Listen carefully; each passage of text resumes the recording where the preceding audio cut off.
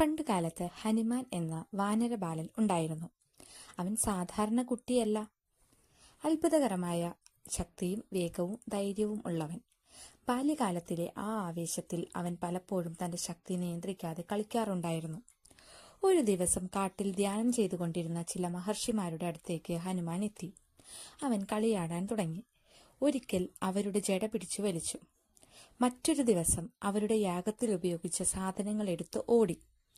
ആദ്യം അവർ അത് ഒരു കുട്ടിയുടെ കളിയെന്ന് കരുതി സഹിച്ചു. പക്ഷേ ഹനുമാന്റെ കളികൾ അതിരുകടന്നു.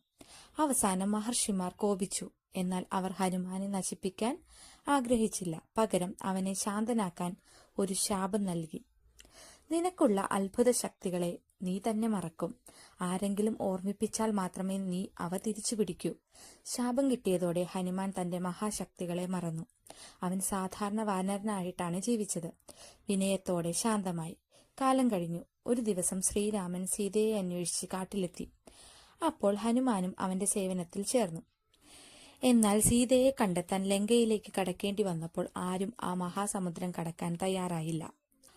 അപ്പോൾ അവിടെയുണ്ടായിരുന്ന ജ്ഞാനിയായ ജാമ്പവാൻ ഹനുമാനെ നോക്കി പുഞ്ചിരിച്ചു. അദ്ദേഹം പറഞ്ഞു, ഹനുമാനെ, നീ ആരാണെന്ന് നീ മറന്നിരിക്കുന്നു. നിനക്കുള്ള ശക്തി അപാരമാണ്. നിനക്ക് ഈ സമുദ്രം കടക്കാൻ കഴിയും. ആ വാക്കുകൾ കേട്ടതോടെ ഹനുമാന്റെ ഉള്ളിൽ മറഞ്ഞിരുന്ന ശക്തി ഉണർന്നു. അവൻ തന്റെ യഥാർത്ഥ സ്വഭാവം തിരിച്ചറിഞ്ഞു. മഹാശബ്ദത്തോടെ ആകാശത്തേക്ക് ചാടി. ആ ദിവസം മുതൽ ഹനുമാൻ തന്റെ ശക്തി ശരിയായ കാരണത്തിനായി ഉപയോഗിക്കാൻ തുടങ്ങി. ധർമ്മത്തിനും സത്യത്തിനും വേണ്ടി.